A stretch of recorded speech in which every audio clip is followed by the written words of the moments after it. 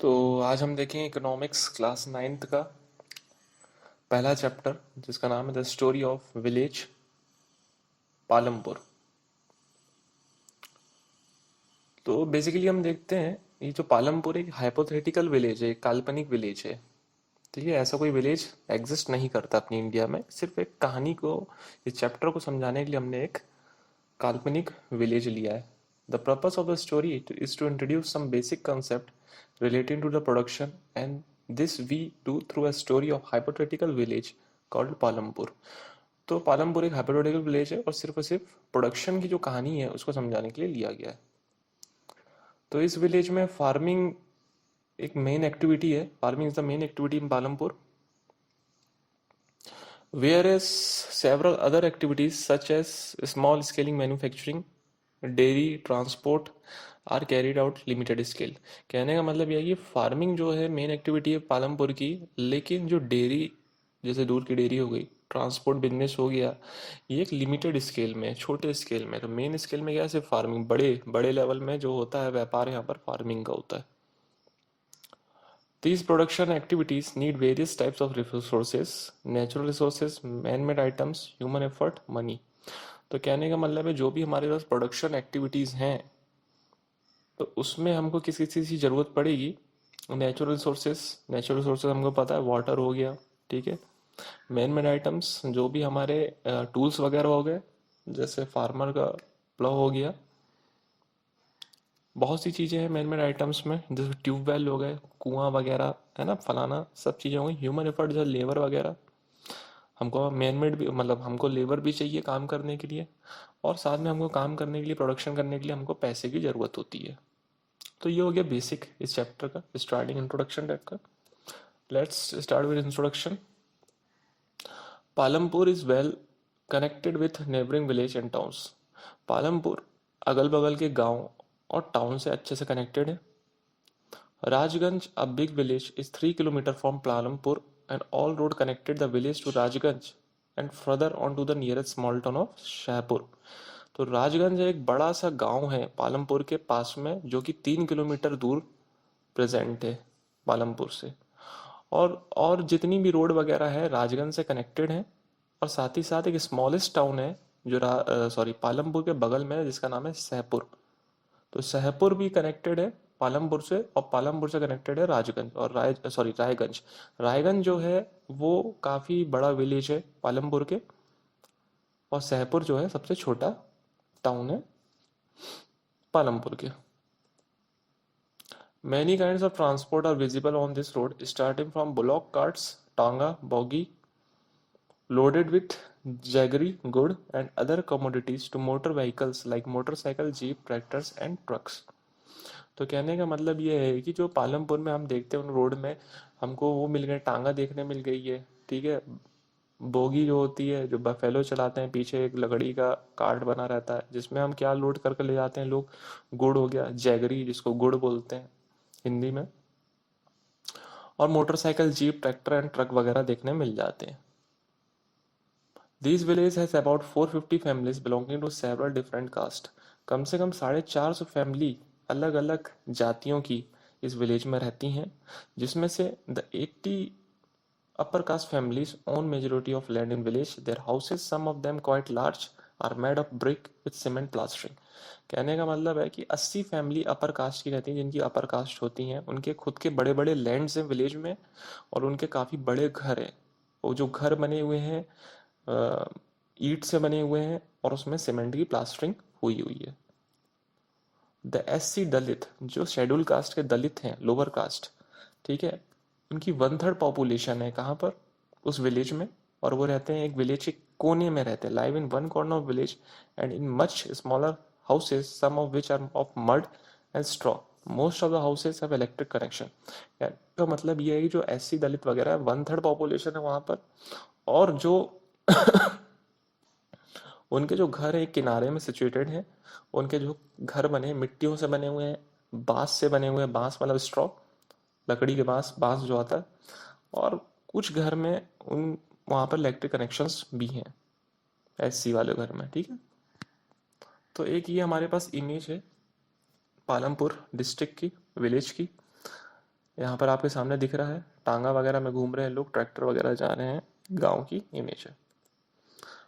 Electricity powers all the tube wells in the fields and used in various types of small business. कहने का मतलब है जो हमारा ट्यूबवेल क्या होता है, जो कुएं हैं, कुएं से पानी निकालना है तो उसके लिए इलेक्ट्रिसिटी से है हमारे पास। ठीक है, तो जो छोटे छोटे व्यापार है उसमें हमको मदद होती है इलेक्ट्रिसिटी की। Palampur has 2 primary schools and 1 high schools. 2 primary schools हैं और एक हाई स्कूल है। There is primary health centre run by government. एक हेल्थ सेंटर है जो गवर्नमेंट से रन किया जा रहा है। And 1 private dispensary where the sick are treated. तो एक प्राइवेट डिस्पेंसरी, डिस्पेंसरी मतलब एक मतलब दवाई की दुकान जैसी होती है जिसमें अपन को दवाई वगैरह मिल जाए। ठीक है, तो वो है वहाँ पर। Organisation of production. तो there are 4 requirement for production of goods and service. Goods क्या होता है? गुड हो गया जैसे हमारे लिए सामान वगैरह कुछ हो गया है ना। कहने का मतलब जैसे गेहूं वगैरह हो गई, चावल हो गए, बाजरा, मेज वगैरह, इस टाइप की जो चीज़ें वो गुड के अंदर आ गई। और सर्विस हो गई जैसे हम सर्विस मतलब कैसे हो गई, जैसे मैं समझाऊँ।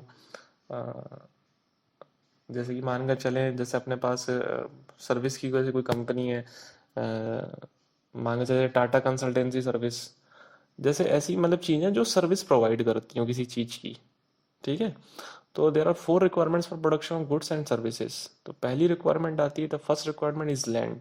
हमको कोई भी चीज़ का जैसे जैसे गुड का प्रोडक्शन करना है, गेहूं का प्रोडक्शन करना है, जैसे गेहूं हमको उगानी है, तो सबसे पहली रिक्वायरमेंट आनी चाहिए लैंड। हमारे पास लैंड होना चाहिए, ज़मीन होना चाहिए। And other natural resources, water भी होना चाहिए, फॉरेस्ट एंड मिनरल्स भी होने चाहिए।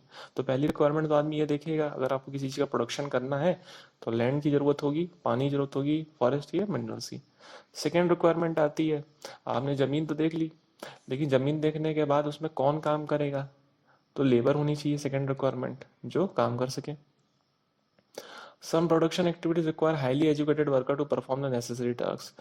कहने का मतलब होता है कि जैसे हम किसी चीज़ का प्रोडक्शन कर रहे हैं, जैसे मान के चलो हम गेहूं का प्रोडक्शन कर रहे हैं, तो उसमें क्या होता है कि लेबर तो लगेगी, लेकिन साथ में साथ क्या लगेगा कि जैसे कुछ हाईली एजुकेटेड वर्कर्स होने चाहिए जिनको पता होना चाहिए कि हम कितनी दवाई यूज़ करें, कीटनाशक दवाई यूज़ करें कि फसल अच्छे से उगे, खराब ना हो जाए। ज़्यादा यूज़ करें तो खराब हो जाएगा, तो उसमें एजुकेटेड पीपल्स की भी ज़रूरत है।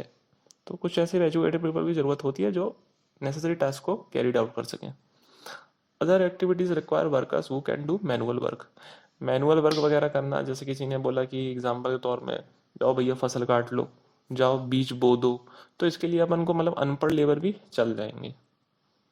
Each worker is providing the labour necessary for production. ये बात सही है कि हर काम के लिए लेबर की ज़रूरत होती है, तभी हम प्रोडक्शन कैरी आउट कर सकते हैं। The third requirement is physical capital. That is variety of input required at every stage during production. ये फिजिकल कैपिटल क्या है? थर्ड रिक्वायरमेंट फिजिकल कैपिटल का मतलब जैसे टूल्स हो गए, मशीनरीज हो गई, ठीक है, ट्रैक्टर्स वगैरह हो गए, आपको खेती करने के लिए, है ना, गाय ढोर हो गई, ठीक है, जो भी आपको सामान इंस्ट्रूमेंट यूज करते हैं, मशीनरी वगैरह, इस फिजिकल कैपिटल के अंदर में आते हैं। And most important fourth requirement Capitals human capital. ये ह्यूमन कैपिटल के बारे में हम देखेंगे नेक्स्ट चैप्टर में। अभी फर्स्ट चैप्टर में इसके बारे में हम बात नहीं करेंगे, सिर्फ पता है कि फोर्थ रिक्वायरमेंट होती है ह्यूमन कैपिटल। तो हमने 4 टाइप की रिक्वायरमेंट देखी किसी भी प्रोडक्शन को कैरी आउट करने के लिए। फर्स्ट रिक्वायरमेंट लैंड की, second requirement labour, third requirement होती फिजिकल कैपिटल और फोर्थ रिक्वायरमेंट होती human capital. Items for physical capital. अभी जो उन्होंने थर्ड रिक्वायरमेंट देखी थी फिजिकल कैपिटल, उसके बारे में आइटम क्या क्या होंगे हम देखते हैं। पहला था tools machine buildings. Tools and machines range from very simple tools such as farmer plough to sophisticated machine such as generator, turbine, computers. तो स्वाभाविक सी बात है, हम किसी भी चीज़ का प्रोडक्शन कर रहे हैं तो हमको टूल की ज़रूरत होगी, बिल्डिंग्स वगैरह की ज़रूरत होगी, जनरेटर की ज़रूरत होगी। जनरेटर क्या होता है कि आपको मान के चलो वहाँ पर इलेक्ट्रिसिटी की ज़रूरत है, तो डीजल डाले आपने, इलेक्ट्रिसिटी प्रोड्यूस कर लिया, आप वहाँ पर अपना कैरिड आउट कर लिए, पानी वगैरह निकाल लिया। टरबाइन वगैरह यूज़ करते हैं अपन पानी वगैरह निकालने के लिए। कंप्यूटर वगैरह अपन यूज़ कर रहे हैं डेटा वगैरह, आपको तो स्वाभाविक सी बात है कि आपको नॉलेज हो गई सब बेसिक चीज़ों का। Tool machine buildings can be use in production over many years and collected fixed Capitals. तो इसको हम फिक्स्ड कैपिटल बोल दिए, किसको? टूल्स मशीन बिल्डिंग्स को हमने क्या बोल दिया? Fixed capital. ये तो बहुत जरूरी ही है, तो इसी कारण हमने इसको फिक्स्ड कैपिटल बोल दिया। और ये फिक्स्ड कैपिटल किसके अंदर आ रही है? फिजिकल कैपिटल्स के अंदर। B. Raw materials and money in hand. Production requires a variety of raw materials such as yarn used by weaver and clay used by potter. कहने का मतलब ये है कि रॉ मटेरियल कैसे हो गए। जब वीवर्स का मतलब क्या होता है, जो ऊन बनते हैं ना, ऊन स्वेटर्स वगैरह, ऊन ऊन निकाल दें। तो यार्न हमने देखे, यार्न से हम क्या निकाल सकते हैं, ऊन निकाल सकते हैं। तो ये रॉ मटेरियल क्या है यहाँ पर, यार्न है। अब जो पॉटर क्या होता है, जैसे मिट्टी के घड़े बन रहे हैं, ठीक है, कुछ भी चीज़ें बन रही है मिट्टी की, तो मिट्टी क्या है यहाँ पर, क्ले क्या है यहाँ पर, रॉ मटेरियल है। Also, some money is always required during production to make payments and buy the necessary items. Raw materials and money in hand are collecting working capital. तो रॉ मटेरियल और money क्या हो गया, working capital. Raw material समझा दिया, money की जरूरत होती है, आपको कुछ सामान लेना है, किसी चीज़ का प्रोडक्शन करने की कुछ कुछ चीज़ें हो गई, तो वो सब लेने के लिए नेसेसरी जो आइटम्स होते हैं लेने के लिए, उसको उसके अंदर डाल दिया हमने, किसके अंदर, वर्किंग कैपिटल के अंदर। तो हमने देखा फिक्स्ड कैपिटल क्या हो गया हमारे, tools machine buildings, fix capital हो गए। वर्किंग कैपिटल हो गए हमारे क्या, मनी एंड रॉ मटेरियल्स। तो ये दोनों आते हैं फिजिकल कैपिटल के अंदर। तो फिजिकल कैपिटल में मेरे को लगता है जहां तक आपको कोई डाउट तो नहीं होगा, एकदम सिंपल है। अनलाइक टूल्स मशीन या building, these are used up in production. वो तो स्वाभाविक से टूल मशीन बिल्डिंग्स लगते ही लगते हैं। तो ये फोटोग्राफ है हमारे पास, जिसमें से एक फैक्ट्री में वर्कर्स काम कर रहे हैं, प्रोडक्शन कर रहे हैं किसी चीज़ का। तो इसमें देखिए आप, लैंड भी है इस फोटो में, ज़मीन में काम कर रहे हैं, लेबर भी आपको दिख रहे हैं, फिजिकल कैपिटल भी आपको दिख रही है, क्या, टूल मशीनरी वगैरह, रॉ मटेरियल सब दिख रहा है इसमें, और ह्यूमन कैपिटल भी दिख रही है। तो इस सब चारों चीज़ों को हम क्या बोलेंगे, फैक्टर्स ऑफ प्रोडक्शन। तो फैक्टर ऑफ प्रोडक्शन क्या क्या होगा, land, labour, physical capital, human Capitals. Farming in Palampur. अब हमको देखना है कि पालमपुर में फार्मिंग किस टाइप से होती है। तो लैंड फिक्स्ड है यहाँ पर, पालमपुर में लैंड फिक्स्ड है। Farming is the main production activity in Palampur, ये तो हमको पता है। 75% of the people who are working are dependent on farming for their livelihood. तो कहने का मतलब 75% लोग पालमपुर में किसके ऊपर डिपेंडेंट है, फार्मिंग के ऊपर। अपना जीवन जीने के लिए उनके पास सिर्फ एक ही काम है, farming. They could be farmer और फार्म लेबर्स, वो किसान भी हो सकते हैं या किसान के अंडर काम करने वाले अंडर लेबर भी हो सकते हैं। The wellbeing of this people is closely related to production on farms. वो तो बिल्कुल स्वाभाविक सी बात है, ये अपने फार्म के ऊपर में ही डिपेंडेंट है। But remember that there is a basic constraint in raising farm productions. कहने का मतलब ये है कि फार्म प्रोडक्शन के कुछ बेसिक कंस्ट्रेंट होते हैं, इसके चक्कर में उनको दिक्कतें भी आती है। जैसे कि मान के चले land area under cultivation practically fixed. अब मान के चले किसी एक किसान के पास थोड़ी बहुत जमीन है, अब उसी में उगा सकता है, ठीक है, अपने धंधे को, व्यापार को बढ़ा नहीं सकता। रीजन, उसके पास लैंड नहीं है, लैंड फिक्स्ड है। इसी चक्कर में उसको दिक्कत भी आती है अपनी इकोनॉमिक ग्रोथ को बढ़ाने के लिए। तो क्योंकि लैंड फिक्स्ड है, आपके पास जितना लैंड होगा उतने में आप उगा सकोगे। ज़्यादा रहता तो आप ज़्यादा करते। Since 1916 Palampur there has been no expansion in land area cultivation. Cultivation का मतलब आपको पता है, कल्टीवेशन मतलब जहाँ पर हम गेहूं वगैरह कुछ भी आप उगा सकें, उसको हम क्या बोलते हैं, कल्टीवेटेड लैंड। तो सिंस 1960 में पालमपुर के पास सिर्फ फिक्स हो गई थी लैंड, उसके बाद लैंड एरिया नहीं बढ़ रहा था, फिक्स हो गया था। By then some of waste land village had been converted into cultivated land. और उसमें जो वेस्ट लैंड वगैरह दिखा विलेज में पालमपुर के, तो उसमें किस में कन्वर्ट कर दिया गया, धीरे धीरे कल्टीवेबल लैंड में। There exists no further scope to increase farm production by bringing new land under cultivation। तो कहने का मतलब ये बोल रहा है कि उसके बाद हमको ऐसे एरिया नहीं मिले जहाँ पर हम कल्टीवेशन प्रोसेस कर सकें, क्योंकि हमारे पास जो एरिया है विलेज पालमपुर का फिक्स है, हम बढ़ा तो सक नहीं पा रहे हैं। तो उतने में ही लोगों ने काम करना चालू किया। सेकेंड आ रहा है, is there a way one can grow more from same land. कहने का मतलब यह है कि अगर किसान के पास अगर फिक्स जमीन है, तो ऐसा हो सकता है कि क्या दूसरे तरीकों से वो एक ही जमीन में कई बार ग्रो कर सके। तो है ऐसी चीजें, देखते हैं क्या है। In the kind of crops grown and facilities available, Palampur would assemble a village of western part of state of UP. तो पालमपुर जो कहाँ पर सिचुएटेड है, वेस्टर्न पार्ट ऑफ यूपी के। All land is cultivated in Palampur, no left is left idle. कहने का मतलब जितने भी लैंड है पालमपुर में, वो सब में फसल उगा दी गई है, और ऐसा कोई भी लैंड बचा नहीं है जहां पर अपन ने फसल नहीं उगाई है। ड्यूरिंग द रेनी सीजन, अब देखो तरीके देखें कैसे, मतलब एक ही लैंड में हम बार बार ग्रो कर सकते चीज़ों को।